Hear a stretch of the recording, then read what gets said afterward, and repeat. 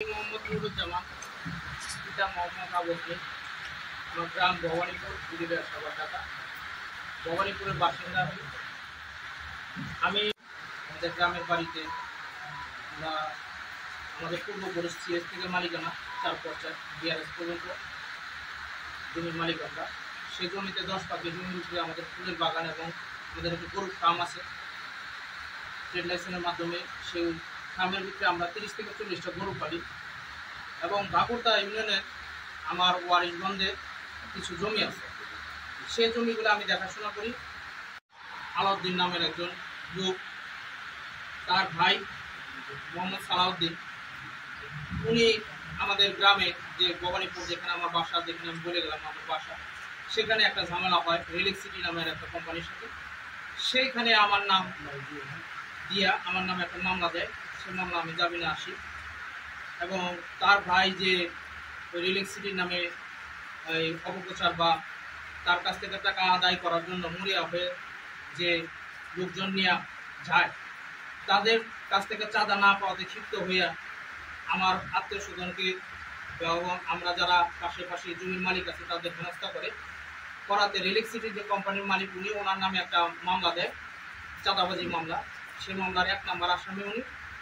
সেই সূত্র ধরে উনি ওই আমাকে দোষারোপ করিয়া সে বিভিন্নভাবে বিভিন্ন নিউজের মাধ্যমে অপপ্রচার করে আমার নামে আমাকে সমাজের কাছে, দেশের কাছে, আইনের কাছে সব জায়গায় আমাকে এটা প্রতিহিংসামূলকভাবে আমাকে একটা হেনস্থা করতেছে। আমি এই মিথ্যা আমার নামে যে অভিযোগ দেওয়া হয়েছে সম্পূর্ণ মিথ্যা এবং বানোয়াট। এটা থেকে আমি আপনাদের মাধ্যমে সবার কাছে, সমাজের কাছে এবং দেশের কাছে এবং আইন প্রশাসনের কাছে মেসেজ দিতে চাই যে আমি যদি অপরাধী হয়ে থাকি তাহলে আমার ব্যবস্থা নেওয়া হোক, আর যদি আমি অপরাধী না হই সেক্ষেত্রে যে আমার নামে মিথ্যা অপপ্রচার করতেছে তাকে আইনের আওতায় এনে শাস্তি প্রদান করা হবে। এতটুকু আমার কথা। আর আপনাদের কাছে আমার এতটুকু আবেদন। জমি আছে আমাদের ওইখানে, জমির পরিমাণ প্রায় 3.5 একরের উপরে। সেই জমির ভিতরে আমরা এই ফুলের বাগান যে লিজে দেয় সেখানে আমরা লিজ দিছি।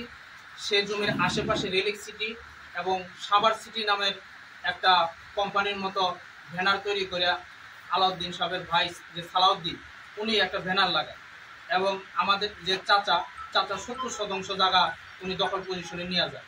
কিন্তু আমি সেই ঘটনার সাথে সম্পৃক্ত না, আমি সেখানে যাইও নাই, ওই ঝগড়ার ভিতরে আমি ছিলামও না। আমার ওই যেখানে মারামারি হয়েছে সেখানে একটা ভিডিও ফুটেজ উনি দেখাইছেন, সেই ভিডিও ফুটেজের ভিতরে আমি নাই, কিন্তু সেটা দেখাইছে ভবানীপুরের ঘটনা, কিন্তু দেখাইছে আমাদের যে ভাকুরতা জমি আছে সেইখানে ঘটনার সাথে অ্যাড করে দিয়ে দুইটা একত্রে বলছে যে এটা ভাকুরতার ঘটনার সাথে অ্যাড, যে ওইখানের ঘটনা আমার এইখানকার সাথে যোগ করে দিছে, কিন্তু ওইটার সাথে আমি কোনো রিলেটিভ না। ওইখানে আমাদের জমি আছে, ওটা আমরা লিজে দিছি, ওই জমিতে আমি যাইও না।